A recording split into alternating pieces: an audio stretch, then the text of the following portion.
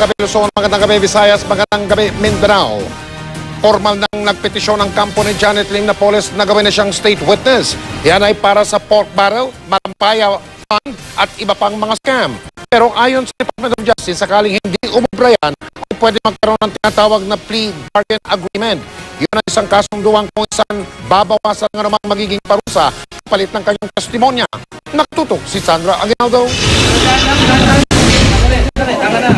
Habang mainit pa ang usapin kaugnay sa pagtuturo ni Janet Lim Napoles sa mga sangkot umano sa pork barrel fund scam, formal nang hiniling ng kampo niya sa Department of Justice na i-endorso si Napoles sa ombudsman bilang state witness at bigyan ito ng immunity para hindi makasuhan. Ayon sa mga source ng GMA News, sa sulat ng abogado ni Napoles kay Justice Secretary Laila De Lima, sinabi nitong handa si Napoles na tumulong sa gobyerno sa pamamagitan ng pagtestigo base sa kanyang personal na nalalaman sa mga kaso kaugnay sa PDAF, malampaya, DOTC at iba pang scam.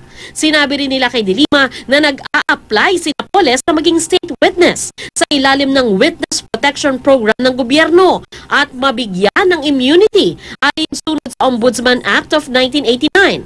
Sa ilalim ng batas na ito, may kapangyarihan ng ombudsman na magbigay ng immunity sa taong makapagbibigay ng testimonya at ebidensya na kailangan para lumabas ang katotohanan. Depende na sa DOJ kung i-endorso si Napoles sa ombudsman bilang witness. It will be endorsed to the Office of the Ombudsman and ang ombudsman ang mag-evaluate, mag-examine kung i-accept yung kanyang, i-grant yung kanyang immunity.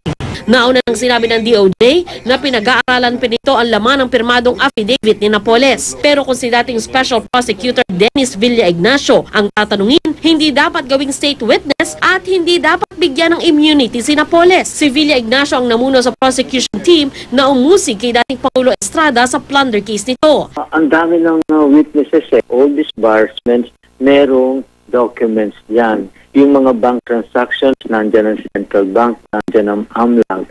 Base sa listahan ni Napoles, may mga iningungus ito mga mambabatas na hindi nasabi ng mga kasalukuyang witness sa plunder case, kung saan isa si Napoles sa mga akusado. Sa puntong ito, kailangan daw timbangin ng DOJ kung ano ang gagawin nito. Of course, gusto ng government to hold accountable lahat yung mga public official, pero kaya bang gawin yon? Matatapos ba yan within 10 years? Baka walang mangyari at the end of the trial. Tutol din ng abogado ng whistleblower na si Ben Herluy na gawing state witness si Napoles. Palagay po namin, hindi siya qualified.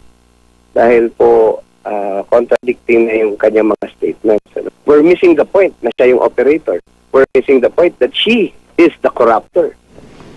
Nauna nang sinabi ni De Lima na hindi pa siya kumbinsidong maging state witness si Napoles. Pero kahit hindi maging state witness, pwede naman daw siya sa isang plea bargain agreement kung saan kakasuhan si Napoles ng mas mababang kaso kapalit ng kanyang testimonya.